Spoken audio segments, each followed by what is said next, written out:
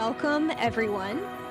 I'm Liz Kline with Fox 50 and Capital Broadcasting Company. Thank you so much for taking time out of your busy schedule to be here and learn about these important issues that touch all of us in one way or another. I learned of the Enough Domestic Violence and Sexual Assault Awareness Pilot Project based out of Charlotte in February of 2013. I was immediately struck by the power of the messages and how it related to me on a personal level. My father was abusive to my mother when I was very young, and it's something I witnessed as a child. It's an experience that I will never forget.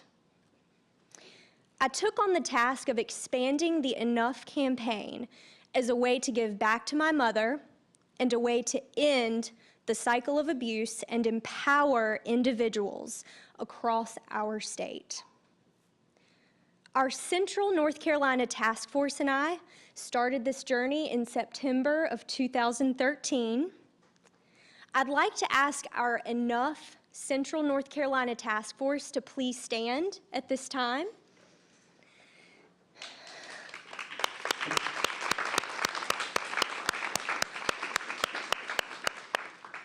Thank you all for your hard work and input to make this evening happen.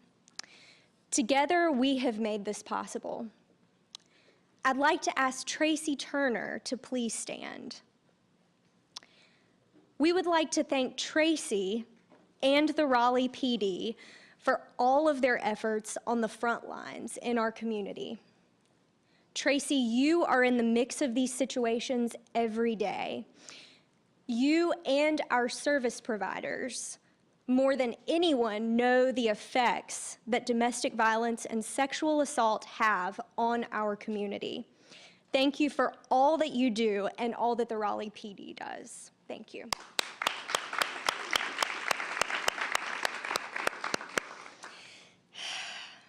After many a brainstorming meeting and plenty of passionate conversation, we are here today for the official launch of our statewide awareness campaign that will ultimately end the cycle of domestic violence and sexual assault and save lives in North Carolina. We hope that you will join Capital Broadcasting and the Central North Carolina Task Force in this awareness initiative. 1 in 4 women will report having been a victim of domestic violence or sexual assault within her lifetime. I was just corrected this week by a recent Center for Disease Control statistic that was released. That number is actually 1 in 3 women. 1 in 3. We are here to change that. With your help, we can change that. We hope that you will partner with Enough and with Capital Broadcasting to end the cycle. Please leave your business cards in the baskets that are located next to the buffet table in the back of the room or in the basket that's located on the welcome table in the main lobby if you'd like to get involved. To start the evening, we will view a 10-minute clip from Private Violence. After the trailer, we will hear from a panel of experts on how domestic violence and sexual assault affects the state of North Carolina. We will hear from the perspectives of victims, advocates, law enforcement, corporations, and local government officials. There will be time at the end of the panelist discussion for questions from the audience. We will transition at the end of our program to the Enough Project and a message from Jill Dinwiddie, who created the Enough campaign. The time is now, and the players are all gathered. It's time to say enough. We'll start with a trailer from Private Violence. Private Violence explores a simple but deeply disturbing fact of American life. The most dangerous place for a woman in America is her own home.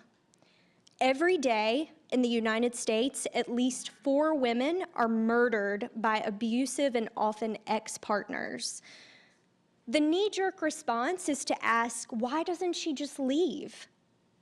Private violence shatters the brutality of this logic.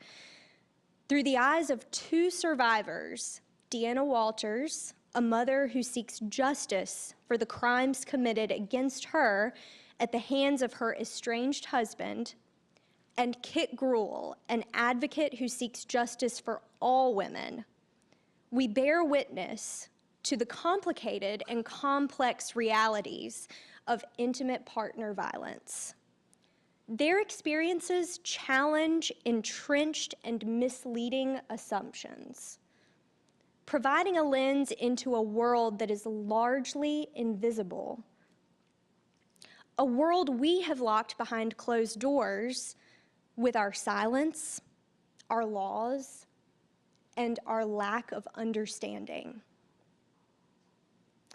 As Deanna transforms from victim to survivor, private violence begins to shape powerful, new questions that hold the potential to change our society. Why does he abuse? Why do we turn away?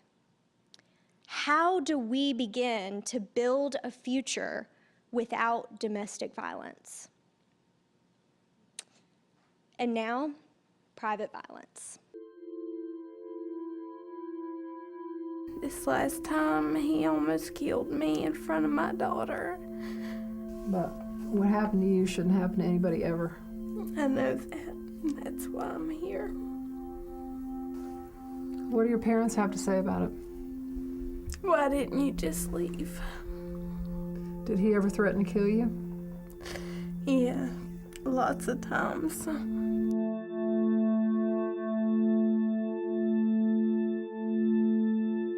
We just can't let this go. Something has to be done.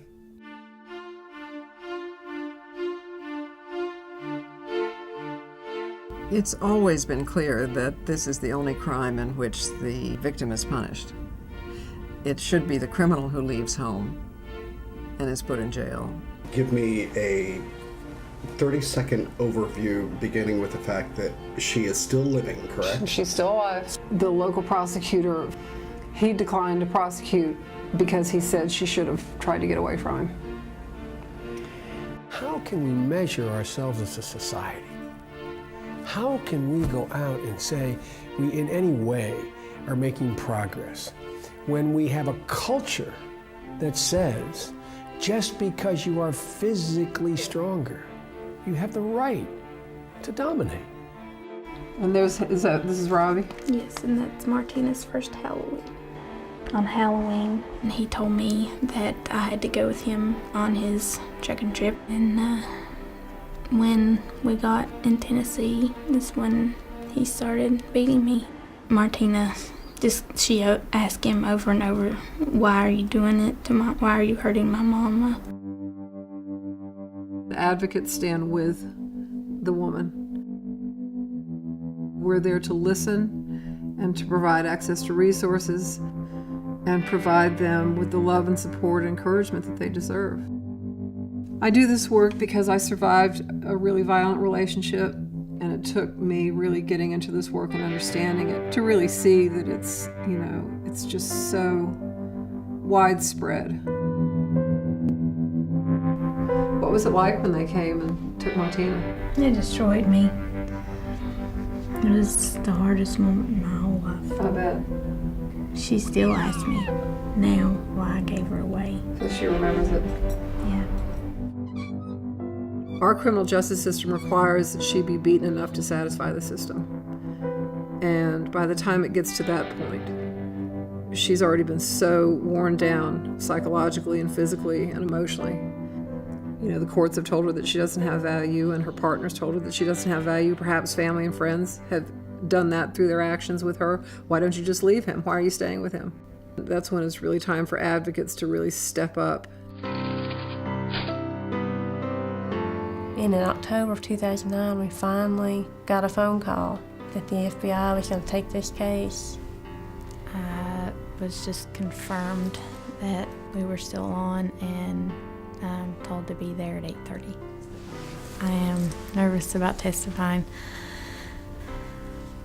I don't know really I don't know what's going on. I guess I'll find out this morning.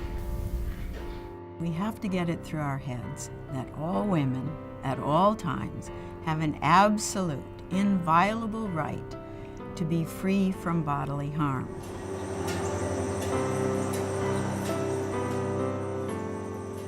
I'm not going to let him get away with what he done to me, my daughters. Nobody should get away with this. Nobody. To be in her world and to celebrate with her triumphs, and to support her through her failings, through her heartbreaks, through her grief at the end of the relationship, all that sort of stuff. I mean, it's what I love about being an advocate. I just love it.